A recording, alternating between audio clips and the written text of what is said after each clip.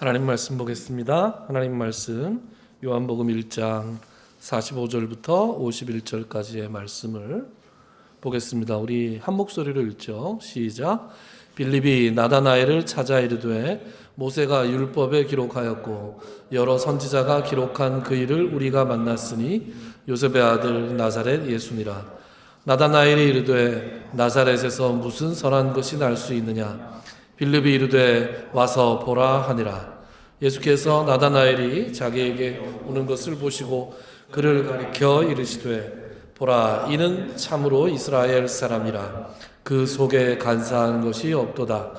나다나엘이 이르되 어떻게 나를 아시나이까. 예수께서 대답하여 이르시되 빌립이 너를 부르기 전에 내가 무화과 나무 아래에 있을 때에 보았노라. 나다나엘이 대답하여 랍비여, 당신은 하나님의 아들이시요 당신은 이스라엘의 임금이로소이다. 예수께서 대답하여 이르시되 내가 너를 무화과 나무 아래에서 보았다 함으로 믿느냐. 이보다 더 큰 일을 보리라. 또 이르시되 진실로 진실로 너희에게 이르노니 하늘이 열리고 하나님의 사자들이 인자 위에 오르락 내리락 하는 것을 보리라 하시니라. 아멘. 지난 시간에 우리는 예수님께서 나다나엘을 제자로 부르시는 사건의 전반부를 살펴봤습니다. 하나님은 우리를 부르실 때 각 사람의 성격과 기질과 처한 상황과 살아온 배경과 그 사람의 독서량과 지식 수준까지 다 감안하셔서 우리를 맞춤형으로 부르신다, 그런 말씀을 드렸습니다. 나다나엘은 구약 성경과 당시의 종교적인 가르침에 능통했고 위선으로 가득 찬 당시의 종교적 상황에 대해서 깊은 문제의식을 가진 치열한 구도자였다, 이렇게 말씀을 드렸습니다. 과연 예수님께서는 이런 나다나엘에게 잘 맞는 방식으로 그를 부르셨는데, 예수님께서 그와 주고받은 대화를 보면 구약 성경에 능통하지 않고서는 도저히 알아들을 수 없는 그런 방식으로 대화를 주고받으셨다 하는 것을 우리가 알 수 있었습니다. 47절에 나오는 이는 참으로 이스라엘 사람이라 그 속에 간사한 것이 없도다라는 말씀, 이것은 그들의 조상 야곱에 대해서 잘 알고 있어야 알아들을 수 있는 말씀이라고 했습니다. 그 속에 간사한 것이 가득 찬 사람이 바로 야곱이라 그랬죠. 그래서 간사한 것, 이 간사한 것으로 번역된 헬라어 돌로스 생각나십니까? 돌로스. 이 돌로스로 가득 찬 야곱이 야뽕 나루토에서 있었던 이른바 브니엘 사건을 통해서 그 돌로스를 다 버리고 하나님의 은혜만을 갈구하는 사람으로 거듭났다, 이렇게 말씀을 드렸습니다. 이것을 기념해서 하나님께서는 이 야곱에게 새로운 이름을 주셨는데 그 새로운 이름이 이스라엘이다.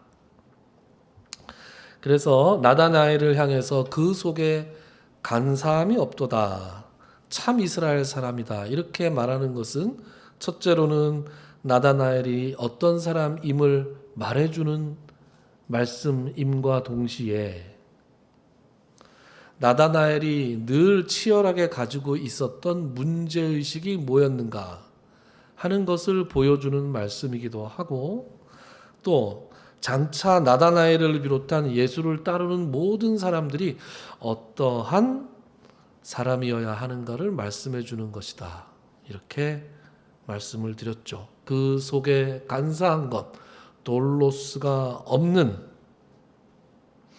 모든 인간적인 속임수와 잔꾀가 없는 사람이 바로 참 이스라엘 사람이다, 이렇게 말씀하고 있는 것입니다.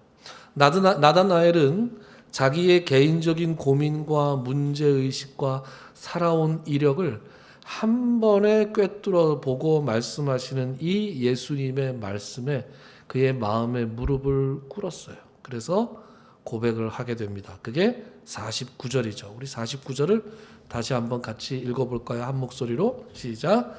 나다나엘이 대답하되 랍비여 당신은 하나님의 아들이시요 당신은 이스라엘의 임금이로소이다. 이 대화는 정말 초절정 고수들끼리만 할 수 있는 대화 같아요. 하수들이 다루는 이 쉬운 것들 다 제끼고 정말 이렇게 대화가 공중 이렇게 뛰어나간다라는 것을 우리가 알 수 있습니다. 가장 핵심적인 것, 기본적인 것들을 건너뛰고 가장 핵심적인 이야기만 주고받고 있는데, 자, 자신의 개인적인 고민, 문제의식, 그리고 치열했던 지난날의 구도자로서의 삶에 대해서 예수님께서 말씀하시자 그 입에서 어떤 고백이 나온다고요? 당신은 하나님의 아들이시요 이스라엘의 임금이십니다. 애초에 빌립에게서 소개를 받고 어떤 마음을 가지고 찾아갔어요? 나사렛에서 무슨 선한 것이 날 수 있느냐 이러고 찾아갔어요. 그런데 예수님과 딱 두 마디를 나눠보더니 당신은 하나님의 아들이시고 이스라엘의 임금이십니다. 이렇게 고백하고 있습니다. 그런데 여기서 나다나엘이 예수님을 하나님의 아들이다라고 고백한 것은 우리가 지금 알고 있는 하나님의 아들 예수님과는 좀 다른 내용이에요. 우리는 하나님의 아들이라고, 예수님을 하나님의 아들이라고 고백할 때 영원 전부터 계신 하나님, 그죠? 성부 하나님과 함께 천지 만물을 창조하셨던 그 창조주 하나님, 인간의 죄를 사하여 주시기 위해서 십자가에 달려 죽으실 하나님이셨고 속죄의 어린 양으로 이 땅에 오신 하나님을 우리가 하나님의 아들 예수님으로 고백하는 거잖아요. 그런데 나다나엘이 지금 고백하고 있는 하나님의 아들은 그 정도 차원의 하나님의 아들이 아닙니다.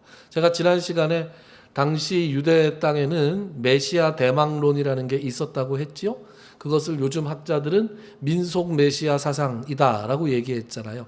자기를 현실에서 구원해 줄 메시아, 로마의 속박과 압제로부터 벗어나게 하고 다윗과 솔로몬의 영화를 회복시켜 줄 그런 메시아.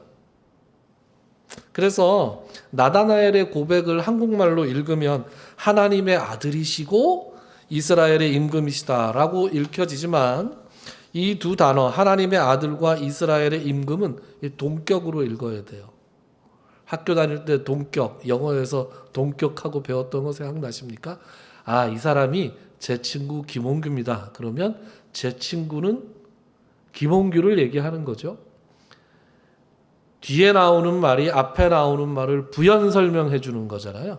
더 자세하게, 확실하게, 정확하게.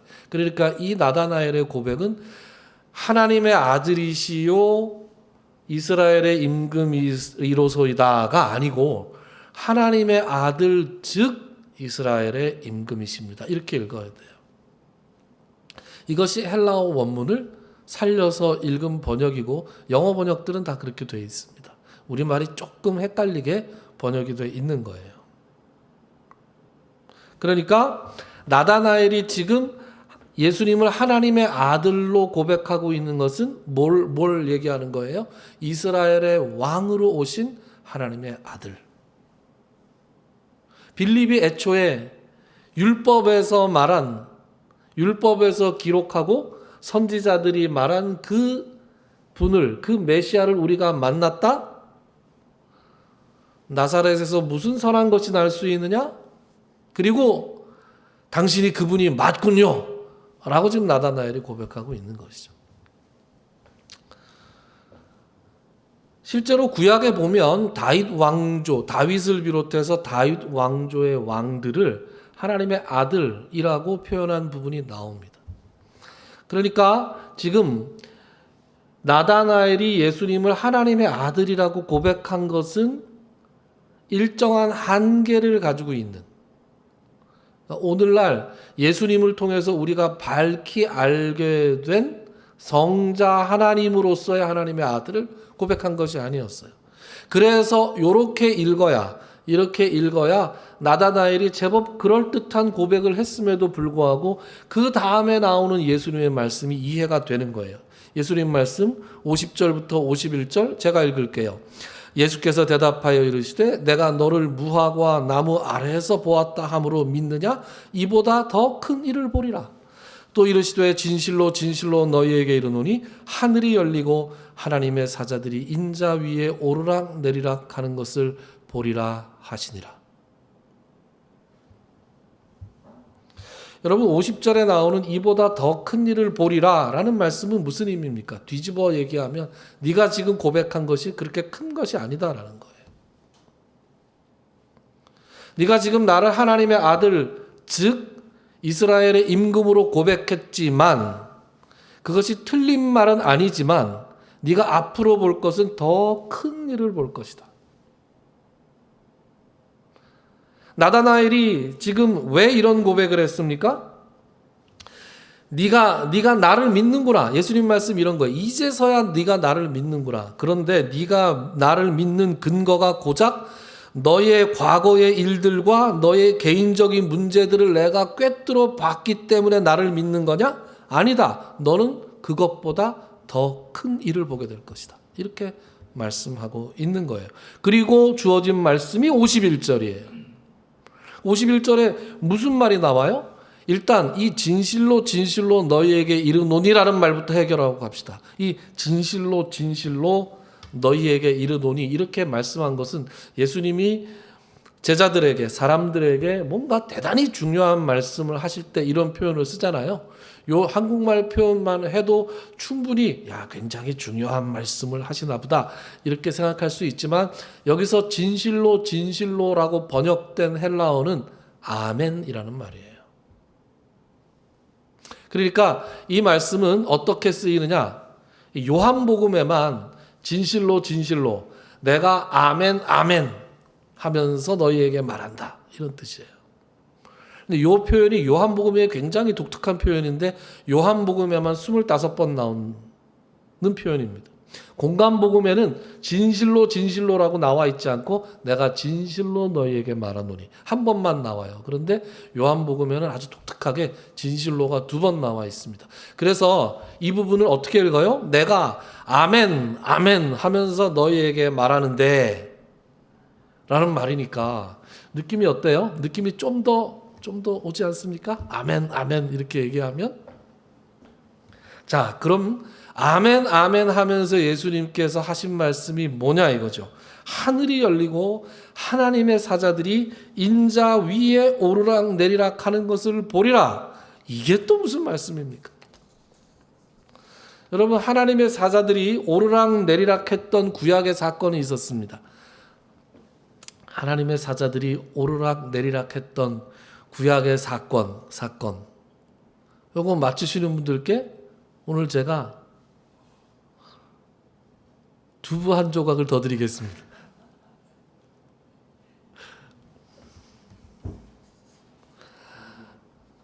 아닙니다. 이 찍는데 찍었죠.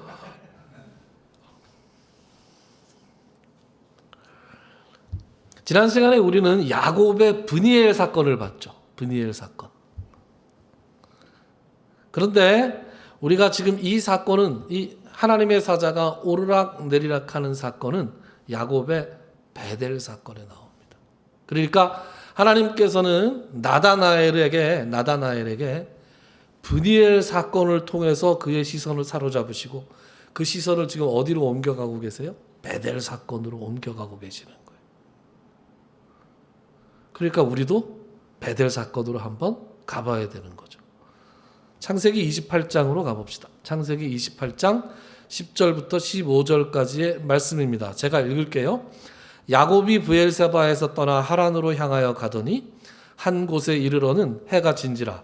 거기서 유숙하려고 그곳에 한 돌을 가져다가 베개로 삼고 거기 누워 자더니 꿈에 본즉 사닥다리가 땅 위에 서 있는데 그 꼭대기가 하늘에 닿았고 또 본즉 하나님의 사자들이 그 위에서 오르락 내리락 하고 또 본죽 여호와께서 그 위에 서서 이르시되 나는 여호와니 너의 조부 아브라함의 하나님이요 이삭의 하나님이라.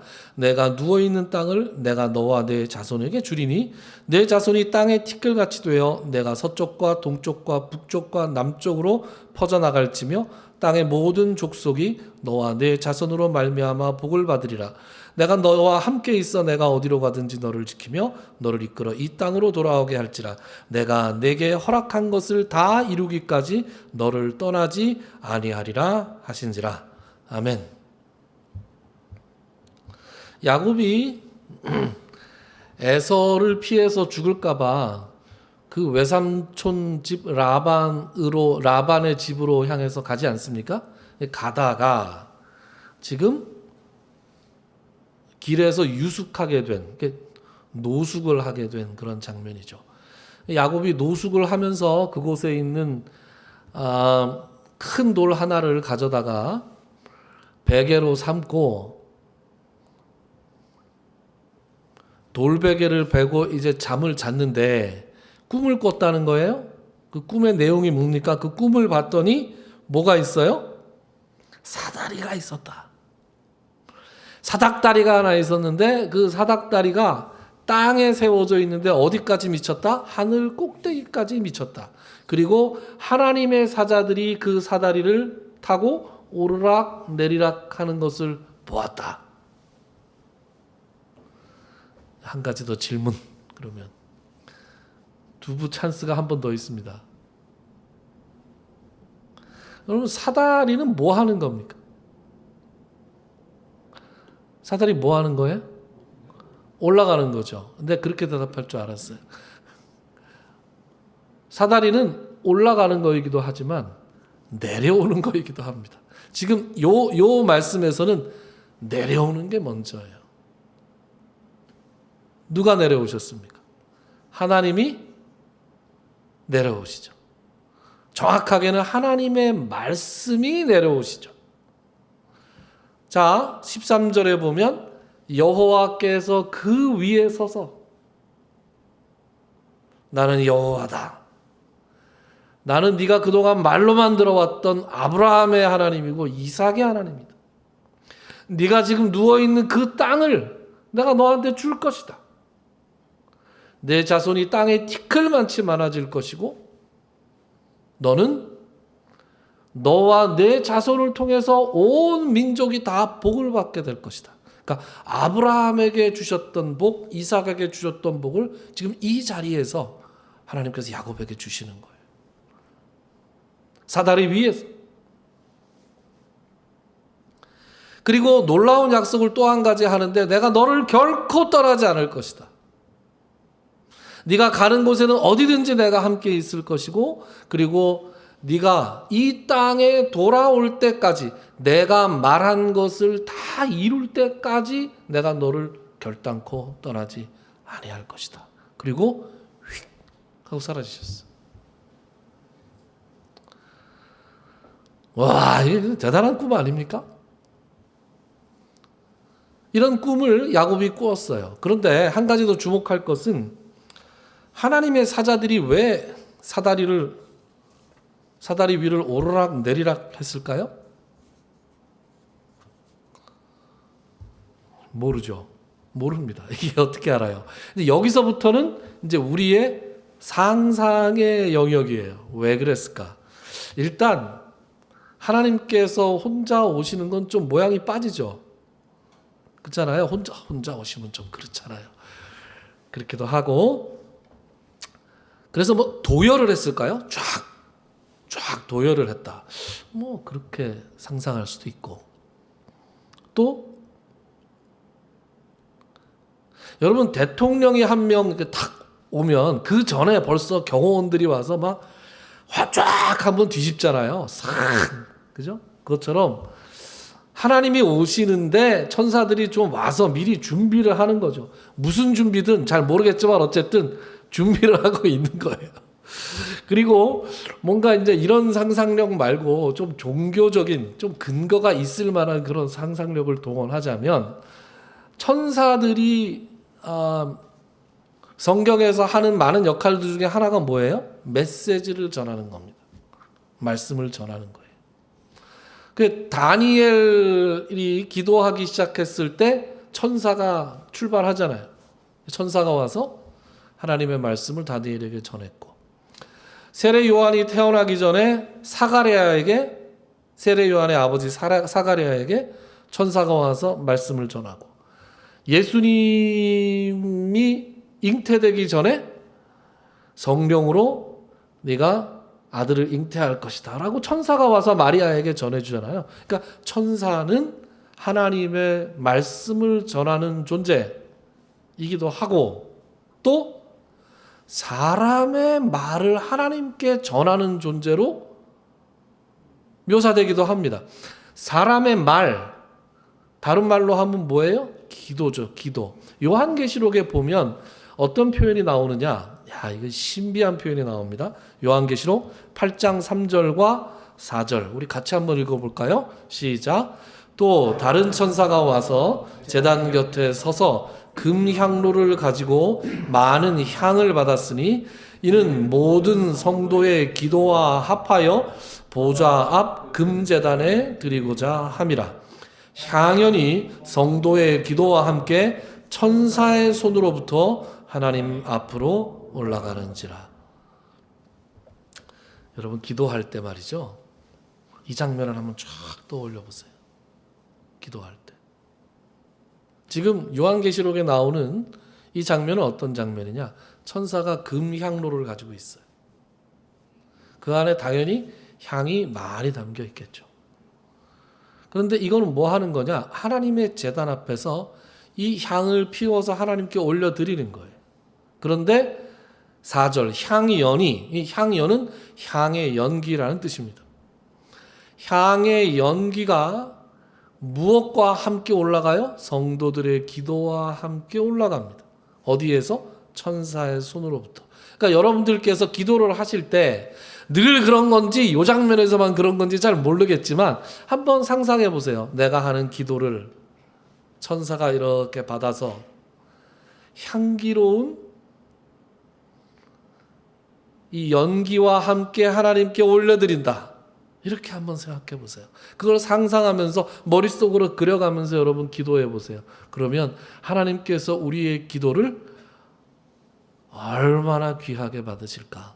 우리 송영 중에서 그거 있잖아요. 이 백성 기도와 또 예물 드림이 향내와 같으니 주 받으옵소서. 그죠? 여기에 근거한 그런 구절입니다.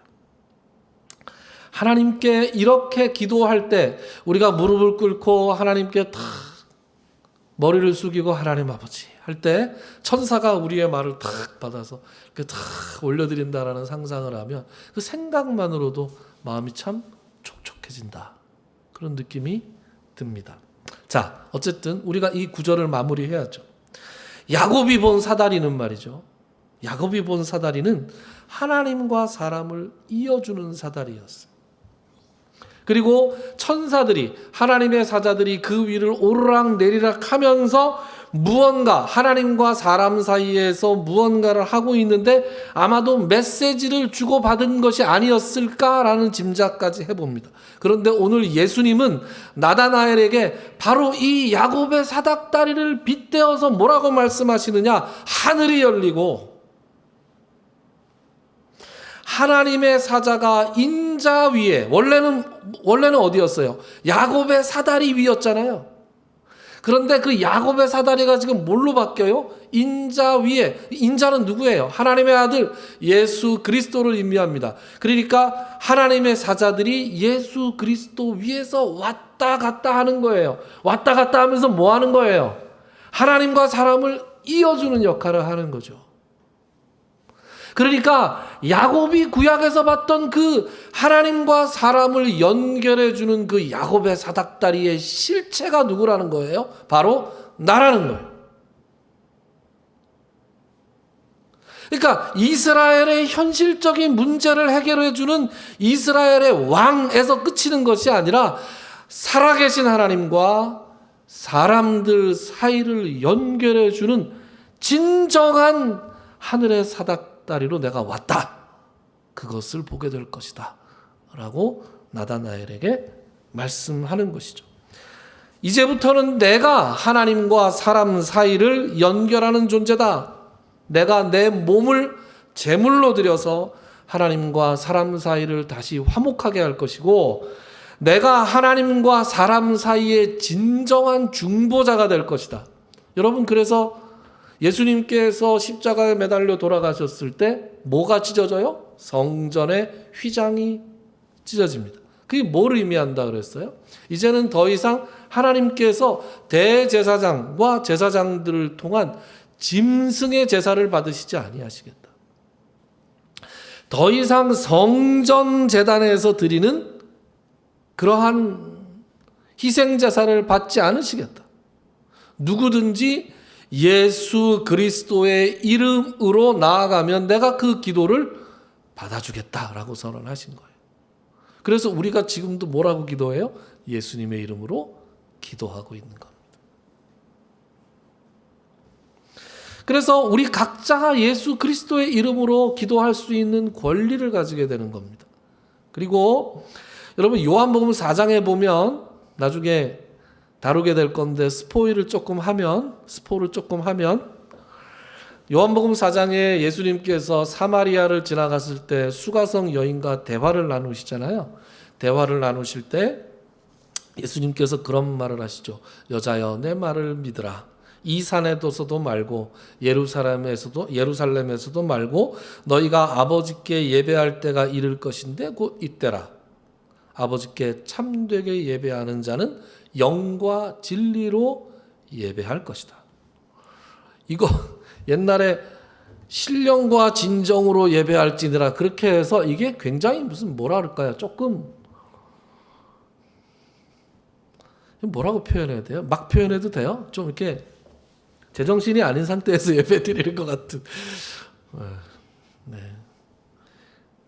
그러니까 뭔가 좀 신비주의적인 그런 색깔을 좀 띠는 말이었단 말이에요. 신령과 진정이. 그런데 이게 영과 진리, 다른 말로 하면 영은 성령, 그죠? 진리는 뭐예요? 진리는 예수 그리스도예요.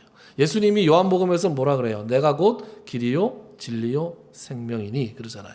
그러니까 우리가 신령과 진정으로 예배드린다고 번역되었던 한때, 그리고 지금은 영과 진리라고 번역되는 것은 성령과 예수 그리스도 안에서 우리가 예배드린다, 그런 뜻이에요. 그러니까 더 이상 예루살렘에서, 성전에서, 제단에서 제물이 필요 없는 그런 시대가 예수 그리스도로 말미암아 열릴 것이다. 인자 위에서 하나님의 사자가 오르락 내리락 하는 것을 보게 될 것이다. 그렇게 말씀하고 있는 것이죠. 자, 그래서 야곱이 그 큰 꿈을 꾸고, 어마어마한 꿈을 꾸고 일어났어요. 일어나서 뭐 했습니까? 일어나서 와, 두렵구나. 두려웠을 거 아닙니까? 와, 무섭다. 여기에 하나님이 계실 줄을 내가 어떻게 알았을까? 이곳이야말로 하나님의 집이고 하늘의 문이구나. 이렇게 얘기하면서 자기가 베고 잤던 그 베개를 세워서 기둥으로 삼고 거기에 기름을 붓고 그 곳을 뭐라고 불러요? 베델, 이렇게 부르는 거예요. 그럼 베델이 무슨 뜻입니까? 하나님의 집, 이런 뜻이에요. 벳, 집, 엘, 하나님. 그런데 예수님께서 나다나엘에게 이 베델 사건을 상기시키면서 뭐라고 말씀하시는 거냐?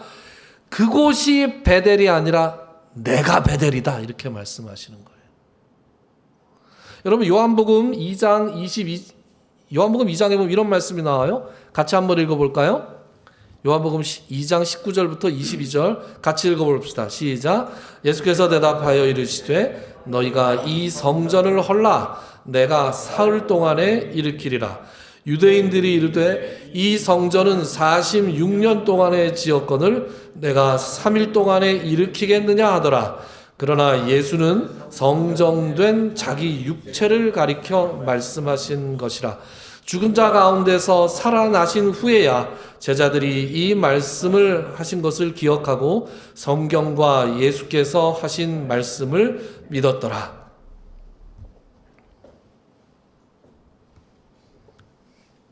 첫 만남은 너무 어렵다고 어떤 아이돌 가수들이 그랬죠. 계획대로 되는 게 없어서 그렇다고. 예수님께서는 나다나엘과의 첫 만남을 굉장히 성공적으로 이끄셨습니다. 완벽하게 그의 수준과 형편에 맞는 그런 말씀으로 그를 부르셨어요. 야곱의 이야기 중에도 브니엘 사건과 베델 사건의 가장 핵심적인 내용을 거론하면서 그에게 깨달음을 주셨습니다. 나사렛에서 무슨 선한 것이 날 수 있느냐? 그런 생각을 갖고 있던 그가 예수님을 그들이 기다리던 메시아로 고백하게 만드셨는데, 그러나 주님은 나다나엘에게 그 이상을 고백하도록 요구하셨죠.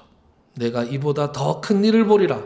첫 만남에서 나다나엘은 예수님을 자기가 생각했던 메시아라고 생각했지만 방금 읽은 요한복음 2장 22절에서처럼 예수님께서 부활하신 후에야 자기가 봐야 될 더 큰 일이 무엇인지를 비로소 깨닫게 되었죠. 예수님은 자기 몸을 가리켜 성전이라고 말씀하셨고, 내가 사흘 동안에 일으키리라 이렇게 말씀하시는 것은 성전된 자기 육체를 가리켜 말씀하신 것이었고, 근데 이것을 예수님께서 요한복음 1장 51절에서 나다나엘에게 말씀하실 때만 해도 나다나엘조차도 이게 무슨 말씀일까? 그런 말씀일 것 같기는 한데 이게 무슨 말씀일까? 내가 앞으로 장차 보게 될 더 큰 일이란 과연 무엇일까? 그러나 그 모든 것들을 예수님께서 부활하신 후에야 다른 제자들과 함께 다 같이 깨닫게 된 것이죠. 그래서 더 큰 일을 과연 더 큰 일을 보게 된 나다나엘은 결국 어떤 삶을 살았어요? 전승에 따르면, 기독교에서 전해내려온 전승에 따르면 소아시아와 아르메니아와 심지어 인도까지 가서 하나님의 말씀을 전하다가 다른 모든 제자들과 같이 순교로 삶을 마감했습니다. 산채로 껍질이 벗겨지는, 피부가 벗겨지는 형을 당해서 순교했다라는 설도 있고, 베드로처럼 십자가에 거꾸로 매달려서 순교했다. 어떻게 순교했든 간에 상당히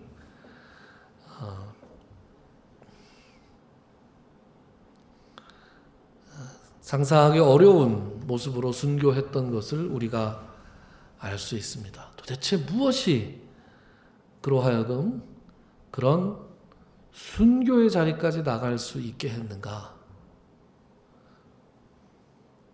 이보다 더 큰 일을 보게 되리라. 더 큰 일을 보게 하신 그 예수님 때문에 그러한 삶을 살게 된 것이죠. 여러분, 더 큰 일을 본 제자들은 모두 다 이런 삶을 살았던 것을 우리가 알 수 있습니다. 우리들도 누구나 나다나엘처럼 처음에는 예수님을 내 개인적인 문제를 해결해 주는 사람, 해결해 주는 존재,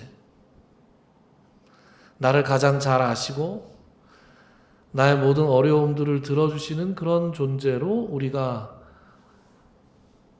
알 수 있습니다. 그리고 조금 더 나아가서 예수님이 어떤 분인가, 우리 인류의 모든 문제, 가장 현실적인 문제를 해결해 주시는 분이 아니실까라고 생각해 볼 수도 있습니다. 그러나 예수님이 어떤 분이신지 진정으로 깨달은 사람들, 그런 사람들은 이전과는 차원이 다른 삶을 살아가게 되는 것을 알 수 있습니다. 여러분, 저는 그런 생각을 해봤어요.